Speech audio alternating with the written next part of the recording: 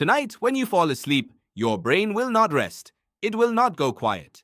It will start building a world, faces you don't recognize, rooms that don't exist, dangers that feel completely real. In the morning, you'll wake up and call it nothing. Just a dream. But the real answer is far stranger.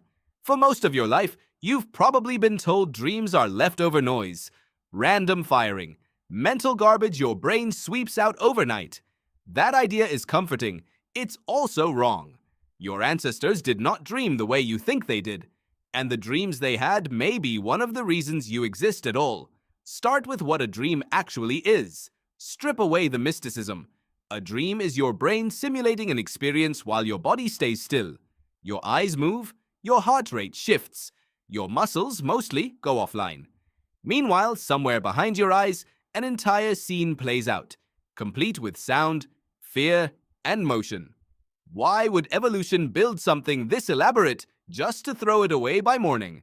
The Finnish researcher Antti Revonsuo had a theory. He called it the threat simulation theory. His idea was simple and a little unsettling. Dreams, he argued, are not random. They are rehearsals, specifically rehearsals for danger. Revonsuo studied thousands of dream reports and found something consistent. Across cultures, across ages, the most common dream content was not romance, or food, or comfort. It was threat, being chased, falling, confronting something hostile in the dark. He proposed that this wasn't a coincidence. It was training. Picture your ancestors 20,000 years ago, sleeping in the open, or close to it. Predators nearby.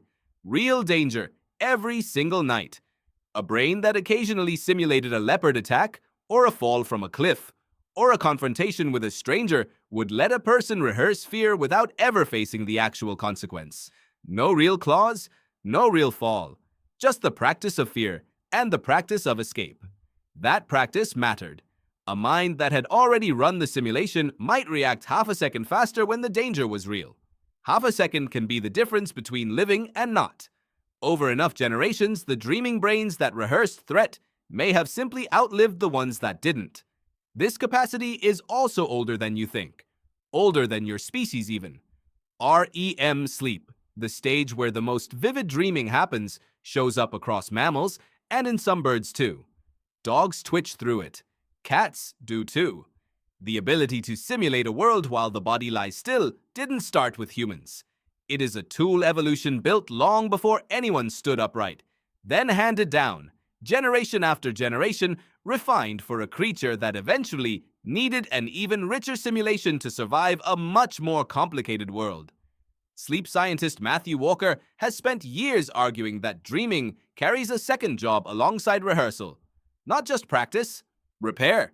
While you dream, your brain appears to strip some of the emotional sting from a memory while keeping the memory itself intact.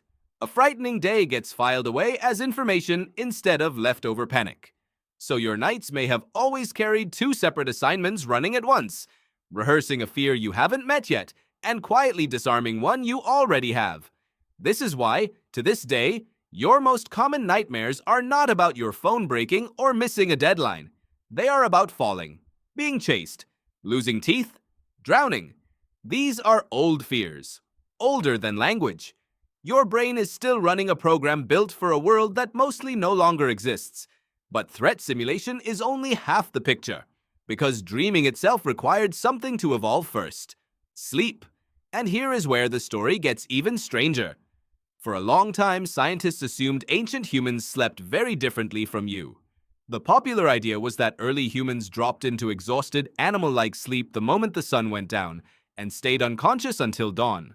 Simple, brutal, efficient. Jerome Siegel, a sleep researcher at UCLA, decided to actually test that assumption instead of guessing. He traveled to study three groups that still live close to how humans lived for most of history: the Hadza of Tanzania, the San of Namibia, and the Tsimane of Bolivia. He expected something wild.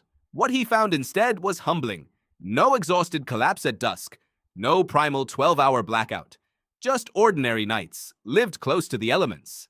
These groups didn't sleep dramatically longer than people in industrialized cities. They didn't collapse the instant it got dark either. They stayed up for hours after sunset, often talking, often near a fire. Their average sleep duration sat somewhere around 6.5 to 7 hours a night, strikingly close to a typical modern adult. The myth of the exhausted caveman passed out at dusk simply didn't hold up. What was different wasn't how long they slept. It was when, and how, they woke. Their sleep tracked temperature more than light. They tended to fall asleep as the air cooled after sunset and wake as it warmed again before dawn. Their bodies were listening to the world around them, not a clock. So if pre-industrial humans weren't sleeping in one unbroken block either, what were they doing with the night? That question leads to a different kind of evidence. Not biology this time. History. A historian named Roger Ekirch went looking through centuries of diaries, court records, and medical texts from pre-industrial Europe. And he found something striking.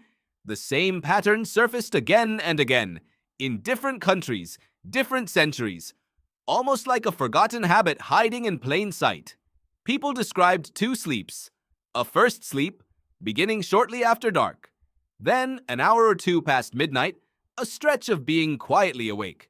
People prayed during this time, talked with a spouse, tended a fire, some had sex. Then, eventually, a second sleep, carrying them through to morning. This wasn't insomnia, it was ordinary. Barely worth mentioning, except for how often it turns up in the historical record. Before gaslighting, before electric bulbs forced humans into one continuous block of darkness, the night may have had a built-in intermission, a quiet hour, awake in the dark, doing nothing in particular. What did people do during that hour? In many of the old accounts, the answer is specific. They remembered their dreams. That waking period sat right after the densest stretch of dreaming sleep, which means, for centuries, an enormous number of people woke naturally in the middle of the night with a dream still fresh in their mind, in a dark, quiet world with nothing nearby to wash it away. Imagine that. No phone glowing on a nightstand, no light to flick on, just the dark, the embers of a fire, and a dream still vivid enough to talk about. Anthropologist Carol Worthman, who has spent years studying sleep across very different cultures and environments, has pointed out something worth sitting with. Sleep is not only biology, it's ecology. Where you sleep, who you sleep near, how much light and danger surrounds you, all of it shapes how and how deeply you dream. A child sleeping alone behind a locked door dreams inside a different world than a child sleeping among a dozen relatives and a dying fire. Strip away modern light, modern walls, modern locks on modern doors, and the texture of a night changes completely. So picture an ancestor of yours, lying near a fire surrounded by people they trusted in a world full of real predators. Their dreaming brain ran constant rehearsals of danger, the very simulations Ravenswood described. Their waking brain, in turn, processed those rehearsals out loud, in the dark, during that quiet middle-of-the-night gap that Ekirch found buried in old diaries. Dreaming wasn't private. It wasn't forgotten by morning. It was discussed, almost immediately, by firelight. Now think about your own dreams. When was the last time you actually told someone about one? Properly. Not a one-line summary while you stir your coffee. An actual telling in the dark before the day swallows it. For most of human history, that telling may have happened almost every night. The dream wasn't an afterthought. It was practically part of the architecture of sleep itself. You lost that. Not because dreams stopped mattering, but because the night changed shape. Electric light pushed the boundary of day later and later. The middle of the night waking that Ekirch traced through centuries of records began to disappear by the early 20th century. People started sleeping in one consolidated block, and the quiet hour for telling a dream simply vanished, along with the dark that used to hold it. Which leaves you with something almost uncomfortable. Your dreaming brain is still doing exactly what Ravenswood described, still rehearsing threat, still running ancient simulations of falling, chasing, drowning, losing control. But the part that used to come after, waking in the dark, turning to someone saying out loud, "I had the strangest dream," that part is mostly gone. You wake up to an alarm, not to silence. You reach for a phone, not for a fire. The dream gets crushed under a notification before you've even opened your eyes. Whatever rehearsal your brain ran overnight gets filed away unspoken, unprocessed, lost somewhere in the scroll of the morning. So when you wake up tomorrow holding the last fragment of a dream, a face, a fall, a flash of fear, you are standing at the very end of an extremely old practice. Your ancestors didn't dream less vividly than you. If anything, the structure of their nights gave them more room to listen to those dreams. A waking hour, a dark room, someone close enough to tell. The rehearsal happened, and then it was witnessed almost every night for most of the time your species has existed. What you do with that fragment in the morning is entirely up to you. You could let the phone take it before you've even sat up. Or you could do the oldest thing your species has ever done with a dream. Hold it. Turn it over, say it out loud to someone in the dark, before the light comes and takes it from you. It costs nothing. It takes less than a minute. And it reconnects you, briefly, to a habit that outlasted ice ages, migrations, and the rise and fall of entire ways of life. Tonight, when you fall asleep, your brain will build that world again. The strange rooms, the unfamiliar faces, the danger that feels completely real. And in the morning, you won't have to call it nothing. You can call it exactly what it has always been. The oldest rehearsal your mind has ever run. Still playing, every single night, just waiting for someone to listen.